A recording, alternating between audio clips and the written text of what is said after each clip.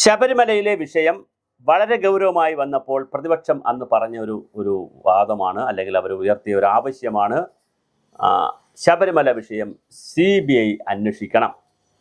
കേരളത്തിലെ സർക്കാരുകൾ ഇത് അന്വേഷിച്ചതുകൊണ്ട് എങ്ങും എത്തുകയില്ല. SITയുടെ അന്വേഷണം തൃപ്തികരമല്ല, അതുകൊണ്ട് തന്നെ CBI അന്വേഷിക്കണം. ഇനിയിപ്പോൾ ഇതാ എല്ലാ കാര്യങ്ങളിലും മാറ്റം വരുന്നു, ഓരോ കാര്യങ്ങളിലായിട്ട് മാറ്റം വരുന്നു. നവീൻ ബാബുവിൻ്റെ മരണം, ADM ആയിട്ടുള്ള, കണ്ണൂരിൽ ADM ആയിരുന്ന പത്തനംതിട്ടക്കാരനായിട്ടുള്ള മലയാലപ്പുഴ തോന്നുന്നു മലയാലപ്പുഴക്കാരനായിട്ടുള്ള നവീൻ ബാബുവിൻ്റെ ആത്മഹത്യ ഒരു പ്രേരണയോടുകൂടി വന്നൊരു ആത്മഹത്യയാണെന്നും ആത്മഹത്യക്ക് പ്രേരണയുണ്ടെന്നും അതുകൊണ്ട് അത് കൃത്യമായി അന്വേഷിക്കണം, ഒരു കൊലക്കുറ്റത്തിൻ്റെ മാതൃകയിൽ അത് അന്വേഷിക്കണം എന്നുള്ള രീതിയിലുള്ള ഒരു ഡിമാൻഡ് വന്നിട്ടുണ്ട്. പഴകുളം മധു അതിനെ സംബന്ധിച്ചൊരു നിവേദനം മുഖ്യമന്ത്രിക്ക് കൊടുത്തിട്ടുണ്ട്. അതുപോലെ ദേവസ്വം മന്ത്രിയുടെ ശ്രദ്ധയിൽ വരേണ്ടുന്ന അല്ലെങ്കിൽ വരുന്ന മറ്റൊരു പ്രധാനപ്പെട്ട കാര്യമാണ് ശബരിമലയിലെ വളരെ കൃത്യമായ അന്വേഷണം CBIയെ ഏൽപ്പിക്കുക എന്നുള്ളത്. അത് വരാനാണ് എല്ലാ സാധ്യതയുമുള്ളത്. എന്തായാലും CBIയെ ഏൽപ്പിക്കാൻ ചില വരുന്ന ദിവസങ്ങളിലെ അന്വേഷണത്തിൽ ഗവൺമെൻറ്റിൻ്റെ ക്യാബിനറ്റിൽ അതിൻ്റെ ഫയൽ വരാൻ സാധ്യതയുണ്ട്. ഒരു CBI അന്വേഷണം വരും. SIT റിപ്പോർട്ട് മിക്കവാറും ഈ അടുത്ത മാസങ്ങൾ ഈ ദിവസങ്ങളിലോ അടുത്ത ദിവസങ്ങളിലും മിക്കവാറും ജൂണിന് മുമ്പേ അതിന് SIT റിപ്പോർട്ട് കൊടുക്കാൻ സാധ്യതയുണ്ട്.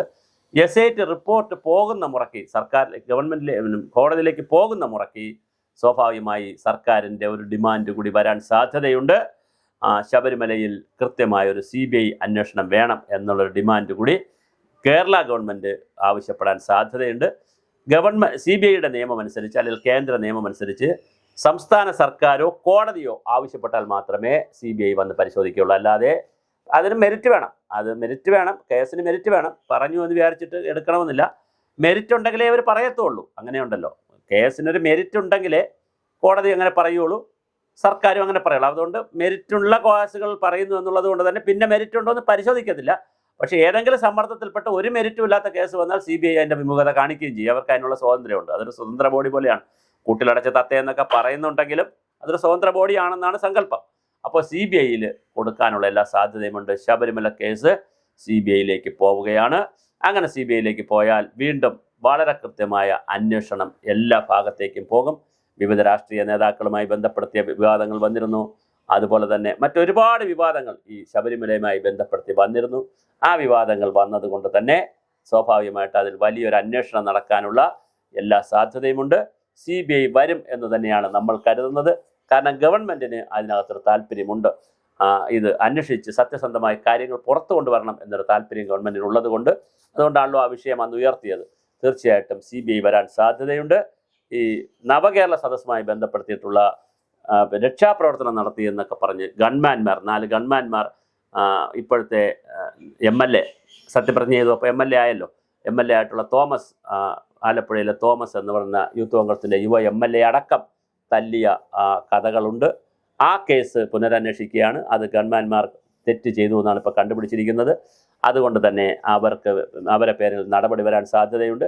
അങ്ങനെ ഓരോന്നോരോന്നായി കഴിഞ്ഞ സർക്കാർ ചെയ്ത് കൂട്ടിയിട്ടുള്ള പാതകങ്ങൾ ഓരോന്നായി, ദുരന്തങ്ങൾ ഓരോന്നായി, അത് കൊള്ളയാവട്ടെ, ക്രമസമാധാന വിഷയങ്ങളിലാകട്ടെ, ഇത്തരങ്ങളിലുള്ള ഇത്തരം എല്ലാ കാര്യങ്ങളിലുള്ള പുതിയ അന്വേഷണം വരുന്നു. അതിൽ നവീൻ ബാബുവിൻ്റെ അന്വേഷണം വരാൻ സാധ്യതയുണ്ട്. അതുപോലെ തന്നെ സിദ്ധാർത്ഥൻ്റെ മരണവുമായി ബന്ധപ്പെടുത്തി, അഭിമന്യുവിൻ്റെ മരണവുമായി ബന്ധപ്പെടുത്തി, ഇങ്ങനെ കുറേ കേസുകൾ, വിഷ്ണുവിൻ്റെ മരണവുമായി ബന്ധപ്പെടുത്തി ഇങ്ങനെ കുറേ കേസുകൾ ഇപ്പോൾ കിടപ്പുണ്ട്. ഈ കേസുകളെല്ലാം അന്വേഷണം നടക്കാൻ സാധ്യതയുണ്ട്. അതുപോലെ തന്നെ KK രമ ഒരു ഡിമാൻഡ് വെച്ചിട്ടുണ്ട്. TP ചന്ദ്രശേഖരൻ്റെ വധത്തിൽ പ്രേരണ നടത്തിയവരുടെ ആരൊക്കെയാണ്, വൻ തോക്കുകളാണ്, അതാരൊക്കെയാണെന്ന് കണ്ടുപിടിക്കണമെന്ന് പറഞ്ഞ് ആഭ്യന്തരമന്ത്രിക്ക് ഒരു പരാതിയും കൊടുത്തിട്ടുണ്ട്. ഹൈക്കോടതിയിൽ അത് സംബന്ധമായ ഒരു കേസ് കിടക്കുകയും ചെയ്യുകയാണ്. അപ്പോൾ തീർച്ചയായിട്ടും ഇത്തരത്തിൽ വളരെ ഗൗരവമുള്ള ചില കേസുകൾ വരാൻ സാധ്യതയുണ്ട്. അതിലേറ്റവും പ്രധാനപ്പെട്ട, ഏറ്റവും മുന്തിയ, ആദ്യത്തെ ഫസ്റ്റ് പരിഗണനയായി കയറി വരുന്നൊരു കേസായിരിക്കും ശബരിമല കേസ് CBIക്ക് വിടുന്നത്. എന്തായാലും നമുക്ക് കാത്തിരുന്ന് കാണാം.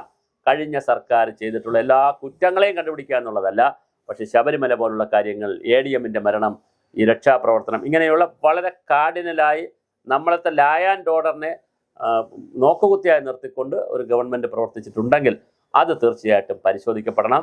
ശ്രീ രമേശ് ചെന്നിത്തല അനുഭവ സമ്പത്തുള്ള പരിണതപ്രജ്ഞനായ ജനകീയനായ ആഭ്യന്തരമന്ത്രിയാണ്. അതുകൊണ്ട് തന്നെ അതിൽ ചർച്ച നടക്കാനും തീരുമാനങ്ങൾ വരാനും സാധ്യതയുണ്ട്. ഞാൻ മനസ്സിലാക്കുന്നതനുസരിച്ച് ഇന്ന് 10:30 ജനകീയമായ പോലീസ് എങ്ങനെ ഉണ്ടാക്കാമെന്നുള്ളതിനെ സംബന്ധിച്ച് കൃത്യമായ മീറ്റിംഗ് നടക്കുന്നു.